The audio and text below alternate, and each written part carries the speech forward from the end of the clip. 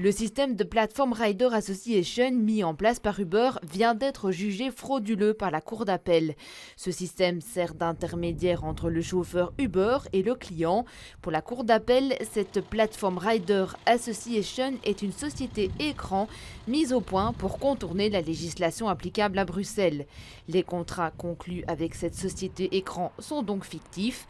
Du coup, les taximens bruxellois réclament des contrôles pour vérifier que les entreprises se conforment bien à l'arrêt rendu par la Cour. Actuellement, la Cour démontre que Uber contrevient à la loi et donc nous demandons aux autorités de prendre action immédiatement, de contrôler si les voitures qui exploitent sous une licence limousine respectent bien les conditions d'exploitation d'un service de limousine, ce qui n'est absolument pas le cas, et c'est ce que démontre, en tout cas, noir sur blanc, cet arrêt.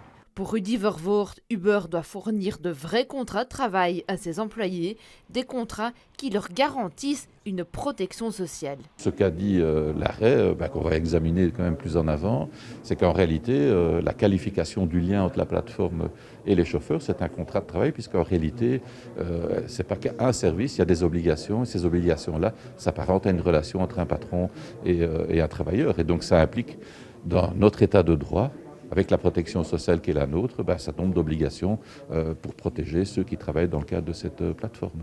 À présent, la suite de cette saga judiciaire aura lieu devant la Cour constitutionnelle, ce qui réjouit le CIO d'Uber Belgique. Vous l'aurez compris, le bras de fer entre les taxis bruxellois et Uber, ce n'est pas fini.